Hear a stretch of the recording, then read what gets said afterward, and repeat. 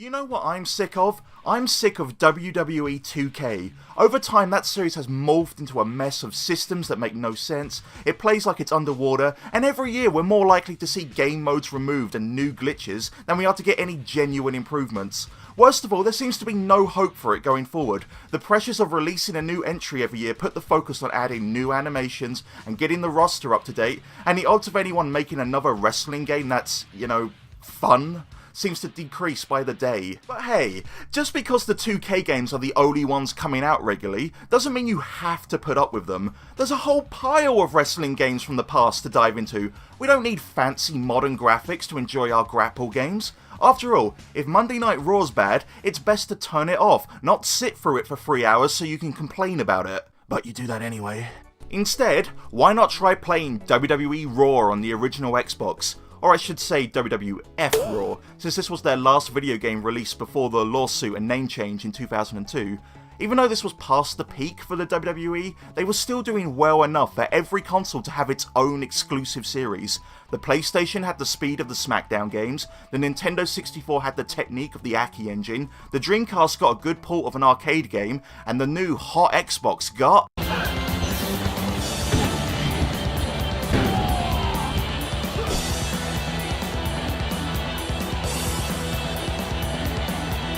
Yeah, so if WWE 2K feels like it's underwater, then my copy of this must have been sent from Atlantis. It's so clunky! Everything's really slow and the grapples have such tiny range, which turns every match into the most boring game of footsies ever. As you can see on the bottom of the screen, there's what this game calls a voltage meter. Basically it indicates momentum and who's in control of the match. It's not required to win, but ideally you want to crank up the voltage meter to your side so you're able to hit your finishing move.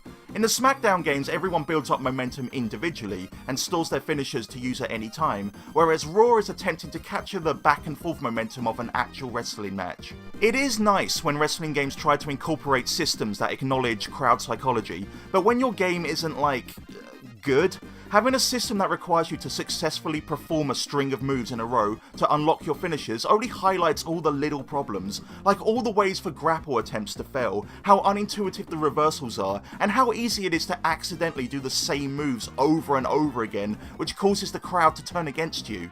One part of this game that drove me up the wall is the use of the B button. You see, a good way to build up momentum is to hit a big move and then play to the crowd by hitting B to do a big taunt. But B is also the pin button, and the get out of the ring button, and the climb the turnbuckle button, and the change grapple button, and the finisher button. So after you hit a move, you have to cautiously back up afterwards to make sure you don't waste it by accidentally going for a pointless pin or launching yourself into the third row. Maybe it wouldn't be so annoying if they didn't use the Y button exclusively on this block, where you hold the button to push out your big beefy man chest. Because as we all know, early 2000s WWF was world famous for its strong style. So with X and A handling strikes and grapples, all the admin work is piled onto the poor B button, because this is the early Xbox days, where developers were too intimidated by the mysterious black and white buttons. You can also tell it's early Xbox by how weird everyone looks. Everyone's got that straining early 6th generation dumpy walk going on, like, I got so many polygons, I don't know what to do with them. This was probably really impressive at the time, but it's just jarring to look at it now. Like, look at Trish mouthing off on her way to the ring. What's wrong with her? Go sort her out, Taker. I did actually play this game back in the day around a friend's house a couple of times, and two memories of it stick out. First, there's tons of goofy weapons for the hardcore matches to unlock, and secondly, the character creation mode is out of control. You can push this poor character model to the limit. You can make monstrosities in a lot of wrestling games, but I've never seen sliders that are this loose. You can understand why most games don't let you do this, but it's genuinely entertaining to watch the animations and in-game engine try to figure this out. The biggest problem with this game is there isn't much more to talk about. There's not really any kind of season mode, just an arcade mode where you challenge for a championship title by running through 10 matches, and yeah, I'm not doing that. So the WWE's debut on the Xbox wasn't great, but they probably rushed this out, and there's some charm here. Maybe if, I don't know, they got to make a sequel with a proper season mode, more match types, and an improved engine, then maybe we'd have ourselves a nice little Oh snap! Wait, actually, Raw 2 isn't that great either. I don't know why I did that setup. Well, it is a pretty big improvement. Matches are a lot smoother, if only because they've made everything much faster, and remapped the controls so the B button isn't moonlighting to cover all the jobs. It's still not fun or particularly in-depth, but it's nowhere near the chore to play that the first one was. There's also a bunch of new match types that were missing from the original, including TLC matches and the Royal Rumble, where you can only have 4 guys in the ring at once, and it's so hard to throw them out that it'll probably end up lasting longer than an actual Royal Rumble. There's also Hell in a Cell matches now, and good god, this is the biggest cage ever, and this is before they redesigned the cell to be bigger to stop people from jumping off it. Before they jumped off it anyway. I'm not complaining, it's weirdly refreshing to have a large space to wrestle around in after years of 2K's baby playpen rings.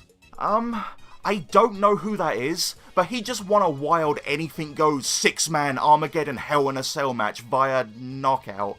That'd be like winning the Money in the Bank ladder match by judge's decision.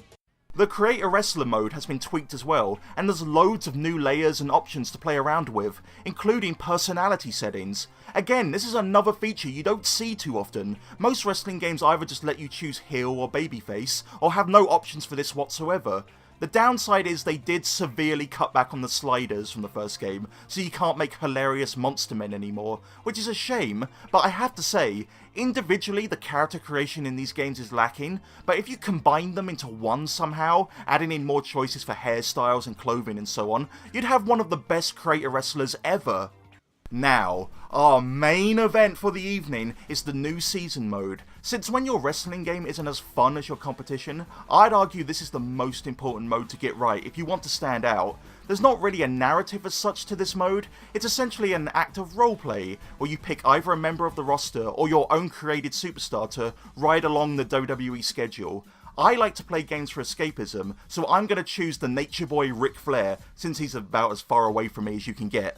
The goal is to assign what your wrestler of choice does segment by segment during an episode of Raw or SmackDown, presumably to position yourself for championship matches or a top spot on the next WrestleMania card. The game randomly generates an 8-match card for each show, and you go through each segment and select what you want to do to who. So here we have a Leader versus Jackie match, and heck yeah, Ric Flair's gonna want a piece of that action, so we're gonna choose interference.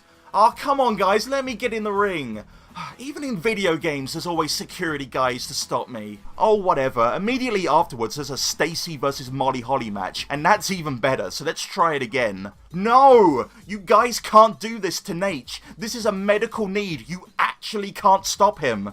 Now, as important as giving Space Mountain some much-needed maintenance is, I don't think this actually achieves anything.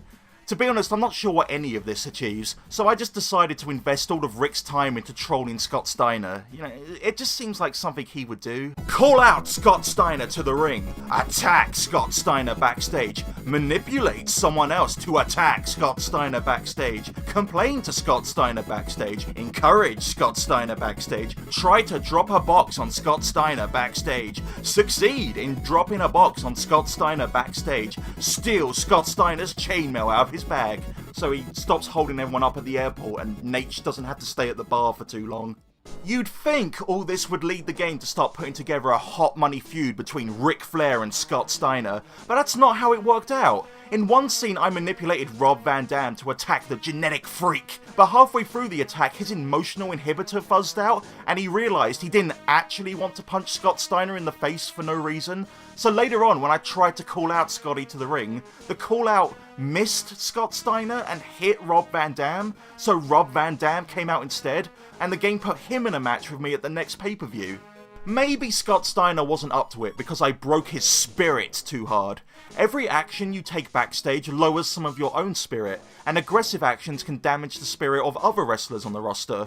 What the game means by this is, well, it's your health bar, and I didn't realise that until I trolled Scott Steiner for 6 segments in a row, and then Brock Lesnar destroyed me in about a minute, which, in fairness, is pretty much how that match would go in real life. Outside of a couple of random tag matches, I did manage to force my way into a couple of backstage scuffles with Scott Steiner, but these are really annoying. It's the same engine as the matches, but they replaced everyone's moves with this one, I repeat, one animation of a takedown with punches. So basically you have 1 minute to hit as many of these takedowns as possible, But the problem is, I never managed to win one of these brawls. Not a single time. I beat down Scott Steiner on 4 different occasions, lowering his spirit every time, but still they were all declared draws. The last time I managed to go a whole minute without taking a single Big Papa punch, and it still didn't work. Is it not good enough for Ric Flair unless he kills Scott Steiner?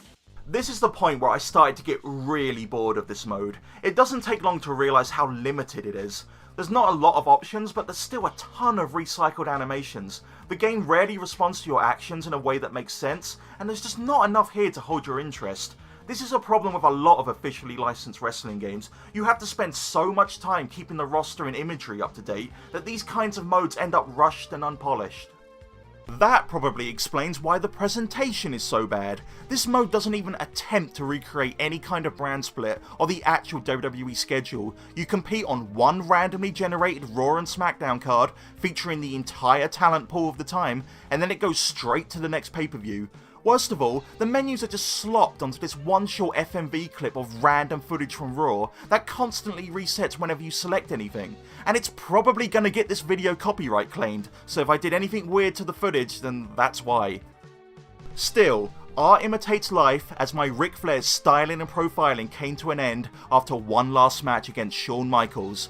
Only this time it's a Falls Count Anywhere hardcore match. Another disappointing part of Raw 2 is they toned down the goofy weapon selection considerably, but you can still have some fun with the weapons. It's over, Shawn! I have the high ground! Okay. I guess I'll just beat you with this wooden shard. Oh no, it's my nemesis Scott Steiner! All my trolling's finally come back to bite me. No, wait, he's attacking Shawn.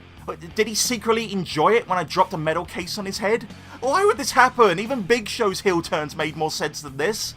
Wait, now he actually is attacking Flair after the match. He swerved us all again. And now Triple H is attacking him. Did he just get swerved too? Everyone got swerved. The swerves are all out of control. But who swerves the swervesman?